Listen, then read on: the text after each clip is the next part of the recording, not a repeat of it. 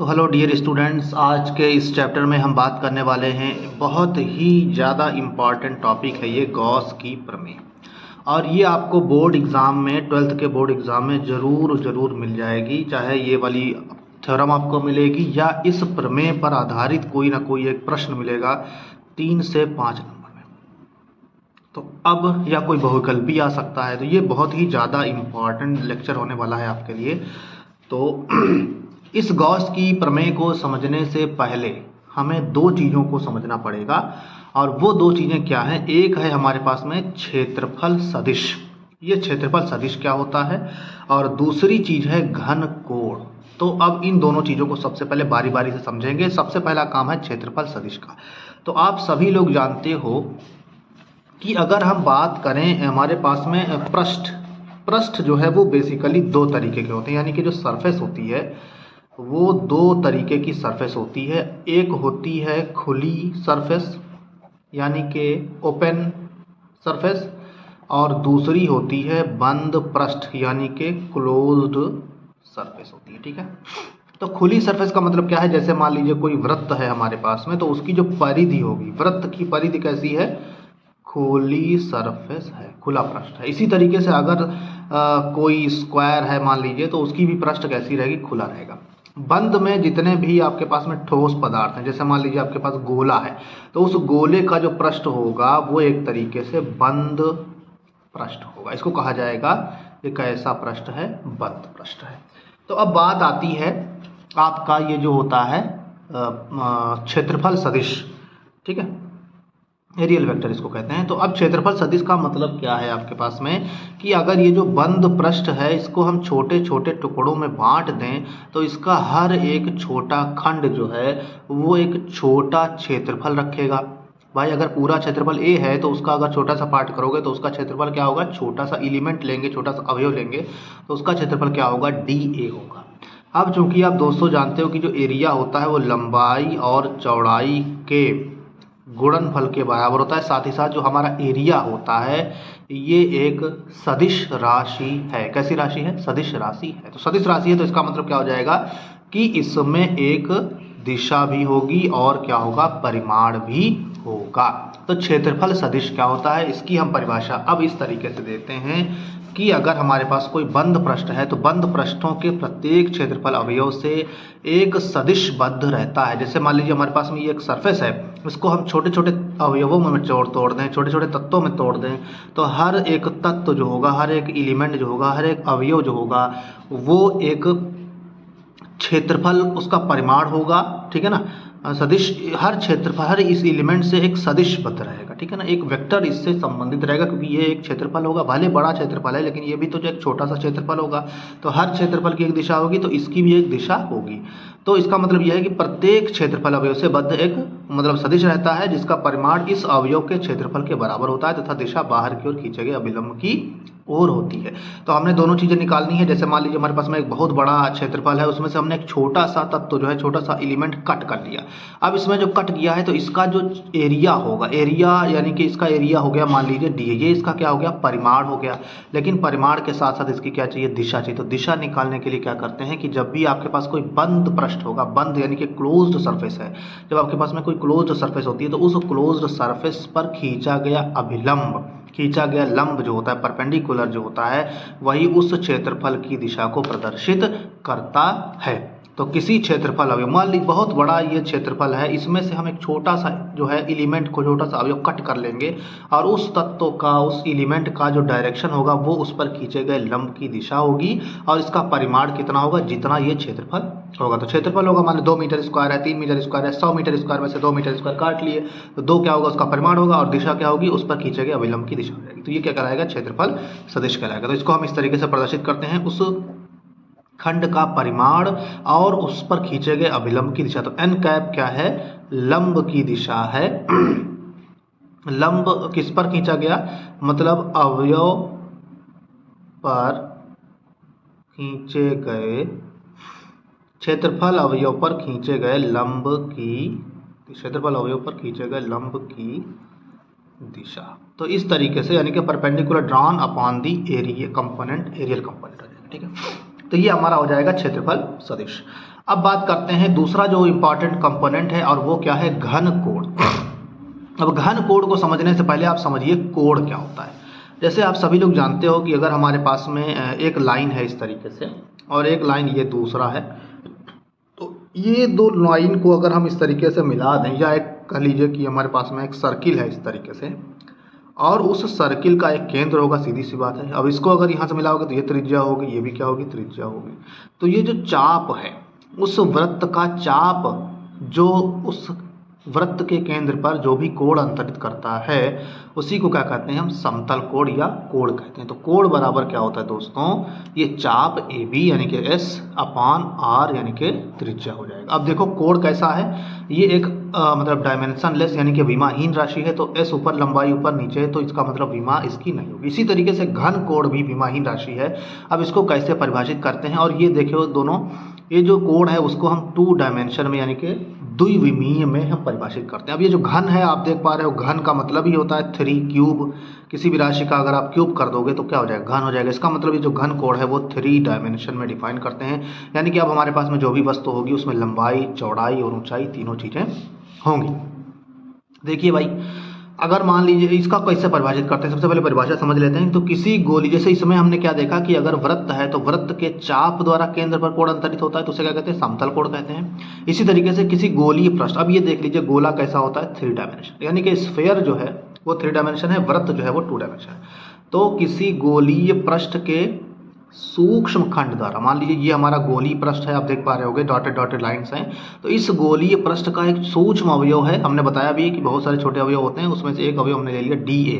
तो किसी गोलीय पृष्ठ के सूक्ष्म अवयव डी ए, ठीक है ना, किसी गोलीय पृष्ठ के सूक्ष्म अवयव डी ए द्वारा उसके केंद्र पर अंतरित कोण को घन कोण कहते हैं। तो घन कोण क्या है दोस्तों, अगर हमारे पास में कोई गोलीय पृष्ठ है, कोई ठोस है, कोई 3 डायमेंशनल मटेरियल है, तो उसमें से अगर छोटा सा खंड काट लें, तो वो जो छोटा सा खंड होगा वो उस गोले के केंद्र पर जितना कोण बनाएगा उसे क्या कहेंगे हम, घन कोण कहते हैं। इसे ओमेगा से प्रदर्शित करते हैं। और इसको लिखा कैसे जाता है, जैसे हमने बताया था कि कोण बराबर क्या होता है दोस्तों, चाप बटे त्रिज्या, यानी कि जो कोण अंतरित कर रहा है वो ले लिया और बटे त्रिज्या से डिवाइड कर दिया। तो अब यहाँ पर ये चूंकि घन कोण है, तो इसका मतलब ये है कि किससे प्रदर्शित हो रहा है, एरिया से।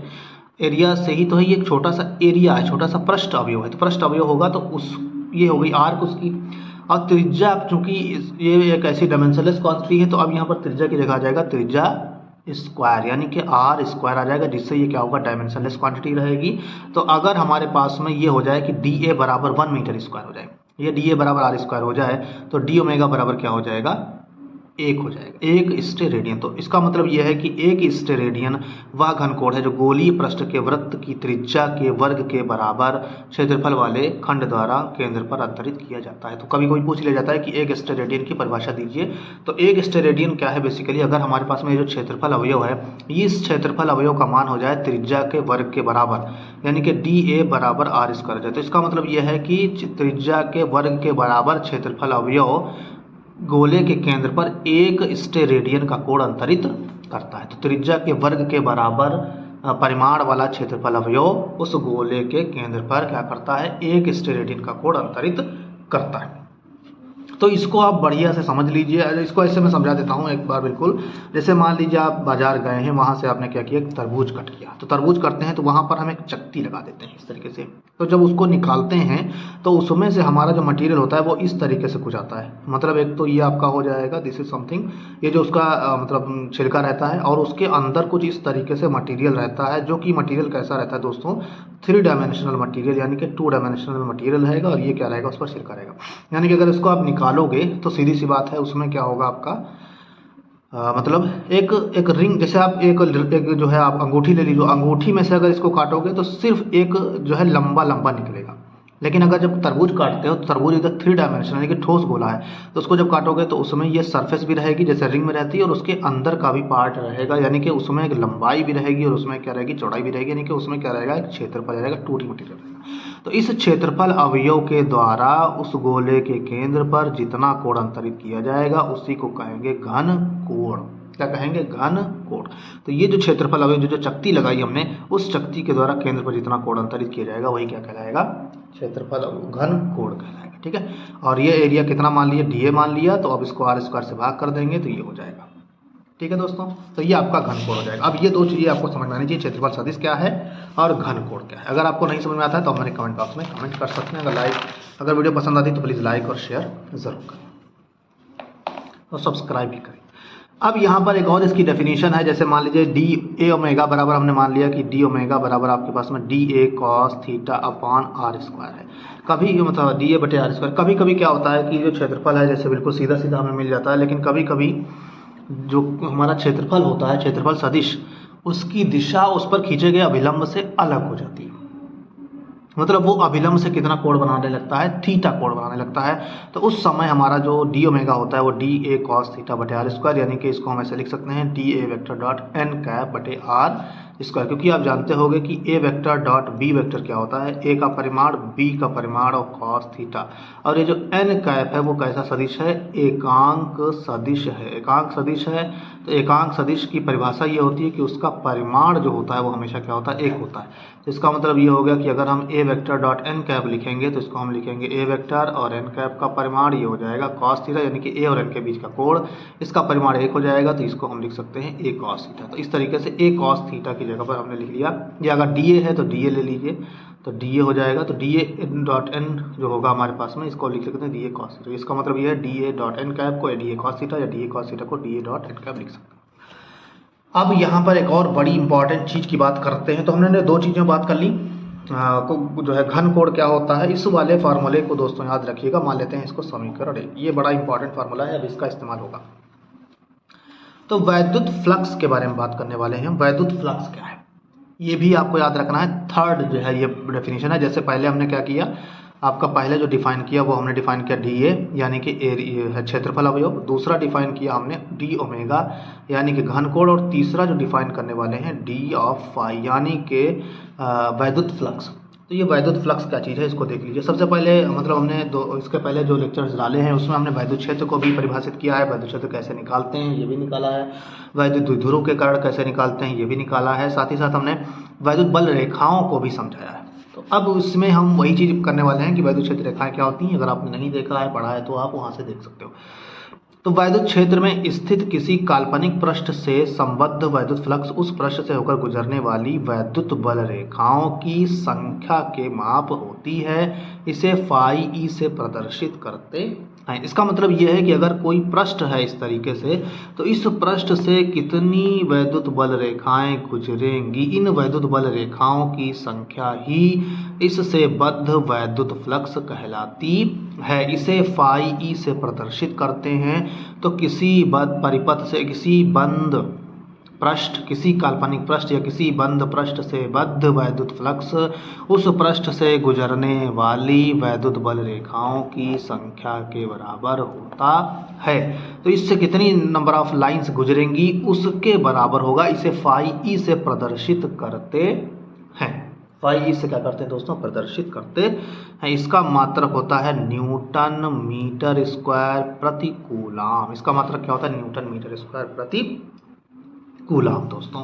तो ये आपको याद रखना है। वैद्युत फ्लक्स कुछ नहीं है, वैद्युत क्षेत्र में स्थित किसी काल्पनिक पृष्ठ से संबद्ध वैद्युत फ्लक्स उस पृष्ठ से होकर गुजरने वाली वैद्युत बल रेखाओं की संख्या की माप होती है। ये तो इसकी एक जो है डेफिनेशन होती है, जिसको हम गणित मतलब भौतिकी के अनुसार देख रहे हैं। फिजिक्स की ये डेफिनेशन है, फिजिकली अगर हम देखें तो ये है, लेकिन इसका गणितीय रूप क्या होगा, इनके गणित की भाषा में हम अगर इसको लिखना चाहें तो कैसे लिखेंगे दोस्तों। उसके लिए ये है कि अगर मान लीजिए कोई भी पृष्ठ, अभी हमने देखा था आपके पास में कोई पृष्ठ है, तो उस पृष्ठ पे हमने बहुत सारे खंड कर लिए छोटे छोटे, और एक छोटा सा अवयव लिया, उसका मान हमने ले लिया डी ए। तो किसी पृष्ठ से बद्ध वैद्युत फ्लक्स जो होता है उस पृष्ठ से संबद्ध क्षेत्रफल सदिश डी ए वेक्टर तथा वैद्युत क्षेत्र की तीव्रता के अदिश गुणनफल के बराबर होता है। यानी कि अगर हमारे पास में एक इस तरीके से क्षेत्रफल है, तो इसको अगर छोटे छोटे टुकड़ों में काटोगे, तो आओ एक छोटा सा टुकड़ा काट लीजिए। इस छोटे से टुकड़े से बद्ध जो वैद्युत फ्लक्स होगा, वैसे तो इससे जितनी गुजरने वाली विद्युत क्षेत्र रेखाएं होंगी उसके बराबर होगा, लेकिन गणित में हम इसको अगर प्रदर्शित करें तो इस तरीके से प्रदर्शित करेंगे कि अगर ये एरिया वेक्टर है डी ए वेक्टर, और इसी तरीके से हमारी जो ई है इलेक्ट्रिक फील्ड की डायरेक्शन ये है, और इन दोनों के बीच कोण कितना है, थीटा है। तो मतलब जो किसी भी पृष्ठ से बद्ध वैद्युत फ्लक्स उस पृष्ठ का जो क्षेत्रफल सदिश होगा तथा वैद्युत क्षेत्र की तीव्रता के अदिश गुणनफल के बराबर होगा। अगर इन दोनों के बीच कोण थीटा है तो ए हम जानते हैं कि A vector dot B vector जो होता है उसको लिखा जाता है ए बी कॉस थीटा, जहाँ थीटा क्या है ए और बी के बीच का कोण है। तो डी फाई बराबर हो जाएगा ई डॉट डी ए, यानी कि डी फाई बराबर E D A cos of theta. तो इस तरीके से आप किसी भी छोटे से परिपथ से बद्ध जो है वो निकाल सकते हो, आप वैद्युत फ्लक्स निकाल सकते हो। अब अगर पूरे पृष्ठ के लिए निकालना हो, जैसे हमने कहा कि इसको छोटे छोटे टुकड़ों में काटा है, अब अगर हम ये मान लें कि इसमें जितने भी पृष्ठ होंगे छोटे छोटे इस तरीके से, हर का क्षेत्रफल कितना होगा, डी होगा, यानी कि हर अवयव का क्षेत्रफल हो गया डी ए। तो इनमें मान लीजिए जैसे हमारे पास में 100 एक हमारे पास में एक लेंथ है बहुत बड़ी, इस तरीके से हमने उसके 100 टुकड़े किए और हर टुकड़े की लंबाई 1 मीटर है, और इसकी लंबाई कितनी हो जाएगी, अगर 100 टुकड़े हैं और हर टुकड़े की लंबाई 1 मीटर है तो इसका मतलब 1 × 100, यानी कि इसकी लंबाई कितनी हो जाएगी, 100 मीटर हो जाएगी। इसी तरीके से अगर हर पृष्ठ का क्षेत्रफल है डी ए और इसमें बहुत सारे जितने भी पृष्ठ होंगे तो उसको निकालने का ये तो एक सिंपल सा लॉजिकल तरीका होता है, लेकिन इसको निकालते हैं हम समाकलन करके, यानी कि इसी का समाकलन कर देंगे तो हमें क्या पता चल जाएगा, पूरे पृष्ठ का क्षेत्रफल पता चल जाएगा। तो अब इसको निकालना है तो हमारे पास में इसका जो पूरा, अगर पूरे सरफेस के लिए अगर हम देखें तो वैद्युत क्षेत्र में स्थित किसी पृष्ठ से बद्ध वैद्युत फ्लक्स उस पृष्ठ पर वैद्युत क्षेत्र के पृष्ठ समाकलन के बराबर होता है। यानी कि इस पूरी वैल्यू का हम क्या कर देंगे, पृष्ठ समाकलन कर देंगे, यानी कि इस पूरे क्षेत्रफल पर हम समाकलन कर देंगे। तो जो भी वैल्यू आएगी वो इस पूरे पृष्ठ के लिए हमारा वैद्युत फ्लक्स हो जाएगा। तो बेसिकली वैद्युत फ्लक्स क्या होता है, किसी भी वैद्युत क्षेत्र में स्थित कोई भी जो अगर बंद पृष्ठ है तो उससे गुजरने वाली जो वैद्युत क्षेत्र रेखाएं होंगी, वैद्युत बल रेखाएं होंगी, वही क्या कहलाएंगी, वैद्युत फ्लक्स कहलाएंगी। गणितीय रूप में देखो, अगर ई वेक्टर और डी ए वेक्टर के बीच का कोण, यानी कि किसी भी क्षेत्रफल से संबद्ध जो एरिया वेक्टर होगा, क्षेत्रफल सदिश होगा, और उससे बद्ध जो वैद्युत क्षेत्र की तीव्रता है, उन दोनों का अदिश गुणनफल ही क्या कहलाता है, उस पृष्ठ के लिए वैद्युत फ्लक्स कहलाता है। अब हम लोग पहुंचते हैं, अपना जो आज का टॉपिक है उसको कहते हैं गॉस की प्रमेय दोस्तों। तो गॉस की प्रमेय दोस्तों क्या है, बेसिकली जैसे आप लोग कूलाम का नियम पढ़े तो उसमें हमने देखा कि ये जो आवेश होते थे वो सब कैसे होते थे, मतलब जो है विविक्त आवेश होते थे, यानी कि सब के सब क्वांटाइज्ड हैं, फ्री हैं, मतलब एक Q1 है, Q2 है, इस तरीके से है। लेकिन आवेशों का आपने कभी अभी तक सतत वितरण नहीं देखा, यानी कि अगर इस तरीके का आवेश है कि वो पूरे गोले में एक तरीके से वितरित है तो उस गोले के कारण क्या होगा, किसी बिंदु पर वैद्युत क्षेत्र की तीव्रता, ये सब अभी हमने नहीं किया। तो इसी को इजीली सॉल्व करने के लिए, यानी कि सतत आवेश वितरण अगर है कहीं पर तो उसको सॉल्व करने के लिए, ये हालांकि दोनों पर लागू होता है, अगर हमारे पास में सतत नहीं है, असतत है, तब भी ये वैलिड हो जाएगा। तो मतलब गॉस की प्रमेय है, कार्ल फ्रेडरिच गॉस, ये एक साइंटिस्ट हैं, इन्होंने बताया कि अगर कोई पृष्ठ है जो बंद है तो किसी बंद पृष्ठ से गुजरने वाला वैद्युत फ्लक्स उस पृष्ठ द्वारा परिबद्ध, यानी कि घिरे हुए कुल वैद्युत आवेश का 1/ε0 गुना होता है। तो किसी पृष्ठ से बद्ध वैद्युत फ्लक्स ई फाई उस पृष्ठ द्वारा घिरे हुए आवेश का 1/ε0 गुना होता है। यही क्या है आपके पास में गॉस की प्रमेय। तो किसी बंद पृष्ठ से गुजरने वाला वैद्युत फ्लक्स, अभी हम देख रहे थे कि वैद्युत फ्लक्स रेखाओं की संख्या के बराबर है, और उसकी दूसरी परिभाषा देखी। अब इन्होंने एक नई परिभाषा दी कि किसी बंद पृष्ठ से बद्ध या गुजरने वाला वैद्युत फ्लक्स जो होगा उस पृष्ठ से बद्ध आवेश का 1/ε0 गुना होता है। यानी कि अब हमें सिर्फ और सिर्फ आवेश को निकालना है कि इस क्षेत्रफल से कितना आवेश है, और उसका 1/ε0 कर देंगे तो हमें सीधे सीधे फाई पता चल जाएगा। तो हमने मान लिया कि अगर कोई पृष्ठ है उससे आवेश कितना बद्ध है, Q है, तो इसके कारण या इस पृष्ठ से गुजरने वाला जो वैद्युत फ्लक्स होगा वो हो जाएगा Q × 1/ε0, यानी कि फाई बराबर Q/ε0। ये हो गया आपका गॉस की प्रमेय का कथन। तो इसको हम ऐसे पढ़ सकते हैं कि किसी बंद पृष्ठ से गुजरने वाला वैद्युत फ्लक्स उस पृष्ठ द्वारा घिरे या परिबद्ध कुल आवेश का 1/ε0 गुना होता है। कितना गुना होता है, 1/ε0 गुना होता है। ये बहुत ही इंपॉर्टेंट थ्योरम है दोस्तों, this is very very important, और ये जरूर आती है, जरूर पूछी जाती है। अब हम इसके डेरिवेशन की तरफ आते हैं। तो डेरिवेशन कैसे करेंगे दोस्तों, हमने मान लिया कि हमारे पास में एक इस तरीके का क्षेत्रफल है, कोई मतलब एक क्लोज्ड सरफेस है, यानी कि बंद पृष्ठ है, और इसके केंद्र O पर एक हमारा चार्ज रखा हुआ है +Q, ठीक है। अब +Q अगर रखा हुआ है और इससे स्मॉल r दूरी पर, ये स्मॉल r दूरी पर, मतलब स्मॉल r दूरी है ये हमारी, यहाँ पर एक बिंदु है, क्या नाम है इसका, कैपिटल P। यहाँ पर कितना, कौन सा बिंदु है, कैपिटल P है, हमारे पास में r वेक्टर है ये। तो इस P पर, या मतलब हमें क्या निकालना है, इस पूरे परिपथ से बद्ध वैद्युत फ्लक्स निकालना है। तो सबसे पहले हम ये मान लेते हैं कि अगर ये पूरा परिपथ है तो इसमें से एक छोटा सा अवयव काट लीजिए और उसका क्षेत्रफल हमने कितना मान लिया, डीए मान लिया। तो जब डीए इसका क्षेत्रफल मान लिया है तो इसके कारण कितना वैद्युत फ्लक्स होगा वो निकाल लेंगे। और हमने माना है कि ये छोटे छोटे बहुत सारे टुकड़ों में बना हुआ है, फिर उसका क्या कर देंगे, समाकलन कर देंगे, यानी कि सबको देंगे जोड़। जब सबको जोड़ देंगे तो सबके कारण जो भी वैद्युत फ्लक्स होगा वो पता चल जाएगा। तो इस तरीके से इसको करने वाले हैं। बहुत ही ईजी है दोस्तों, ज़्यादा परेशान होने की जरूरत नहीं। सबसे पहले तो हम ये बताएंगे कि अगर ये आवेश है प्लस क्यू और इससे स्मॉल आर दूरी पर एक बिंदु रखा हुआ है पी, ठीक है। तो मान लेते हैं सबसे पहले, तो हमने मान लिया कि एक बंद पृष्ठ है ये पूरा का पूरा, और जिसका कोई क्षेत्रफल सदिश है डी ए वेक्टर, और बिंदु P है एक जो इस क्षेत्रफल सदिश द्वारा घिरा हुआ है, और वैद्युत क्षेत्र की दिशा आप देख पा रहे होगे इस तरीके से रेडियली आउटवर्ड। और जो क्षेत्रफल सदिश है इस पर जो खींचा गया विलंब है वो इस क्षेत्र से कितना कोण बना रहा है, थीटा कोण बना रहा है। तो सबसे पहली जो परिभाषा है इसमें हम सबसे पहले क्या करने वाले हैं, बिंदु P पर प्लस क्यू आवेश के कारण कैपिटल E, हम जानते हैं, हमने पिछले लेक्चर में ये दिखाया भी है कि अगर कोई बिंदु आवेश है तो उस बिंदु आवेश के कारण जो वैद्युत क्षेत्र की तीव्रता होती है वो होती है 1/4πε0 Q/r²। ये होती है हमारे पास में वैद्युत क्षेत्र की तीव्रता। इसको समीकरण 1 सिंपल होता है, जितना डिस्टेंस पर रखा हुआ है उसको Q/r² कर देते हैं, तो यही हमारा क्या होता है, वैद्युत क्षेत्र की तीव्रता हो जाती है। अब आ जाइए जो हमने अभी फिलहाल में डेफिनेशन देखी थी कि जो भी हमारा वैद्युत फ्लक्स होता है वो ई वेक्टर और डी वेक्टर के स्केलर गुणनफल यानी कि अदिश गुणनफल के बराबर होता है। तो अब इसको लगा दीजिए, तो इस DA से संबद्ध वैद्युत फ्लक्स क्या होगा दोस्तों। तो इसको हम इस तरीके से लिख सकते हैं कि D फाई बराबर हो जाएगा E वेक्टर और डॉट DA वेक्टर, यानी कि क्षेत्रफल सदिश और उससे जो संबद्ध जो इलेक्ट्रिक फील्ड है विद्युत क्षेत्र है उसके अदिश गुणनफल के बराबर हो जाएगा। और हम यहाँ से देख पा रहे हैं कि जो DA वेक्टर है और E वेक्टर के बीच कोण कितना है, थीटा है। तो इसको हम इससे लिख सकते हैं कि EDA cos of theta, simply हम इसको लिख सकते हैं। अब अगर हम इसमें E की वैल्यू रख दें समीकरण 1 से, तो D फाई बराबर हो जाएगा 1/4πε0 Q/r², और ये हो जाएगा DA cos ऑफ थीटा।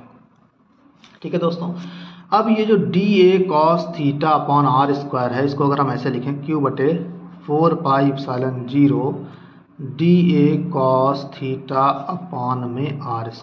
अभी हमने आपको बताया था एक समीकरण यहाँ पर बनाई थी जिससे हमने घन कोण को परिभाषित किया था। तो घन कोण को हमने परिभाषित किया था कि ये जो है DA cos थीटा बटे r² के क्या होता है दोस्तों, बराबर होता है। यानी कि DA cos थीटा बटे r² की जगह क्या लिख सकते हैं, हम घन कोण लिख सकते हैं। तो इसका मतलब ये हो गया कि DA cos थीटा की जगह पर हम d ओमेगा लिख सकते हैं। तो ये आप इस तरीके से इसको लिखोगे कि D ऑफ फाई बराबर Q/4πε0, और ये हो जाएगा D ऑफ ओमेगा। अब हम अगर संपूर्ण पृष्ठ से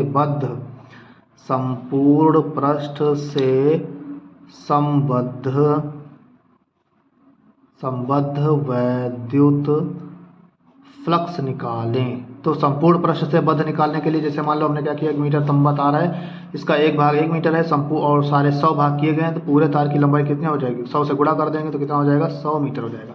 तो एक भाग का क्षेत्रफल हमें एक भाग के कारण जो है D फाई पता चल गया। संपूर्ण के लिए निकालना है तो क्या करेंगे, इसका पृष्ठ समाकलन करेंगे, क्योंकि अभी हमने पढ़ा था कि जो भी विद्युत फ्लक्स होता है वो उसका जो भी पृष्ठ है उस पृष्ठ समाकलन के बराबर होता है, विद्युत क्षेत्र की तीव्रता के पृष्ठ समाकलन के बराबर होता है। तो V फाई का करोगे तो ये पूरा आ जाएगा फाई ऑफ E, और ये बराबर हो जाएगा Q एक नियतांक है, 4πε0 भी नियतांक है, इसका समाकलन होगा नहीं, तो ये आ जाएगा D ओमेगा का पृष्ठ समाकलन। अब आप दोस्तों ये बताइए कि अगर हमारे पास में कोई इस तरीके की सरफेस है और उसका ये छोटा सा अवयव इसके केंद्र पर अगर D ओमेगा अंतरित करता है, तो ये पूरा सरफेस जो है वो इस मतलब जैसे मान लीजिए एक बिंदु है और इस बिंदु पर अगर कोई भी चीज़ चले इस तरीके से यहाँ से चल के यहाँ आ जाए, तो ये कितना कोण हो जाएगा दोस्तों, 360 डिग्री का कोण हो जाता है। अब यहाँ पर इसको हम इस तरीके से भी कैलकुलेट कर सकते हैं कि D ओमेगा जो है वो हमारे पास में क्या है दोस्तों, DA/r²।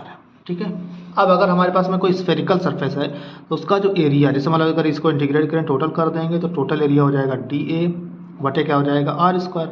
तो किसी गोलाकार पृष्ठ का जो पृष्ठ क्षेत्रफल होता है वो कितना होता है, 4πr²। तो डी ओमेगा को अगर हम इंटीग्रेट करेंगे तो ये आ जाएगा 4 पाई आर स्क्वायर बटे में आर स्क्वायर से आर कट जाएगा, तो ये आ जाएगा डी ओमेगा बराबर 4 पाई। यानी कि किसी भी बंद पृष्ठ के द्वारा जो अंतरित घन कोण होता है उसकी मान कितनी होती है, 4 पाई होती है। यहाँ से देख लीजिए, सीधे सीधे उसका क्षेत्रफल निकाल लीजिए, 4 पाई आर स्क्वायर हो जाएगा, और उसको हम उसकी त्रिज्या से के वर्ग से भाग कर देंगे तो हमारा जो डी ओमेगा बचेगा वो कितना हो जाएगा, 4 पाई। इसका मतलब ये है कि हमारा यहाँ पर जो पृष्ठ समाकलन हो रहा है उसमें डी ओमेगा की जगह क्या लिख सकते हैं, 4 ऑफ पाई लिख सकते हैं। तो ये हो जाएगा 4 पाई एप्सिलॉन 0।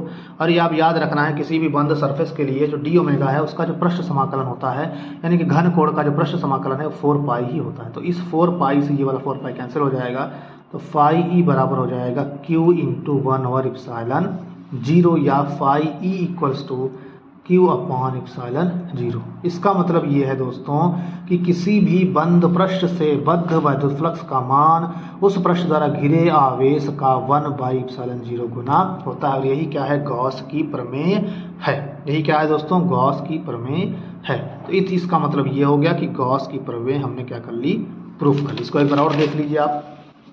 हमने मान लिया कि एक बंद पृष्ठ है और जिसमें एक छोटा सा अवयव है, क्षेत्रफल अवयव डी ए, और इस क्षेत्रफल अवयव पर खींचा गया जो अभिलंब है एन कैप वो वैद्युत क्षेत्र की तीव्रता के साथ थीटा कोण बनाता है। फिर हमने मान लिया कि इसी क्षेत्रफल सदिश पर एक बिंदु पी है जिस पर हमें क्या करना है, अभी वैद्युत क्षेत्र की तीव्रता ज्ञात करनी है, और इस डी ए से बद्ध जो है हमें वैद्युत फ्लक्स ज्ञात करना है। सबसे पहला काम क्या किया कि ओ से आर दूरी पर एक बिंदु पी है जिस पर वैद्युत क्षेत्र की तीव्रता क्या हो जाएगी, ई बराबर 1/4πε0 क्यू बटे आर स्क्वायर। अब हमने पढ़ा था कि किसी भी अगर मान लीजिए छोटा सा अवयव है, क्षेत्रफल अवयव, तो उससे परिबद्ध जो उससे संबंधित वैद्युत फ्लक्स जो होता है वो होता है उन दोनों, मतलब वैद्युत क्षेत्र जो की तीव्रता है और उस क्षेत्रफल अवयव का अदिश गुणनफल E vector dot D A, यानी कि E D A cos theta हो जाएगा। फिर अगर हम क्षेत्र ई की वैल्यू रख दें यहाँ पर समीकरण 1 से, तो ये क्या हो जाएगा 1/4πε0 क्यू बटे आर स्क्वायर। ये वाली वैल्यू यहाँ पर रख दी हमने यहाँ पर इसकी जगह पर, तो ये हमारा हो गया इस तरीके से। अब हम इसको डी ए इसको थोड़ा सा रीअरेंज कर लिया, तो डी ए कॉस थीटा बटे आर स्क्वायर ले आए, तो हम जान रहे हैं कि ये क्या है, आपका घन कोण है। तो इसकी जगह पर हमने क्या किया थे, अपना ये डी ओमेगा लिख दिया। और फिर ये डी ओमेगा क्या है, बेसिकली आपका डी ए बटे आर स्क्वायर, यानी कि किसी क्षेत्रफल अवयव द्वारा उसके केंद्र पर अंतरित कोण। तो डी ए की वैल्यू अगर हम रखेंगे, अगर गोली पृष्ठ है या कोई बंद पृष्ठ है तो उसके लिए डी ए की वैल्यू हो जाएगी 4 पाई आर स्क्वायर, तो आर स्क्वायर से आर स्क्वायर कैंसिल हो जाएगा। यानी कि बंद पृष्ठ के लिए जो घन कोण का मान होता है वो 4 पाई हो जाता है।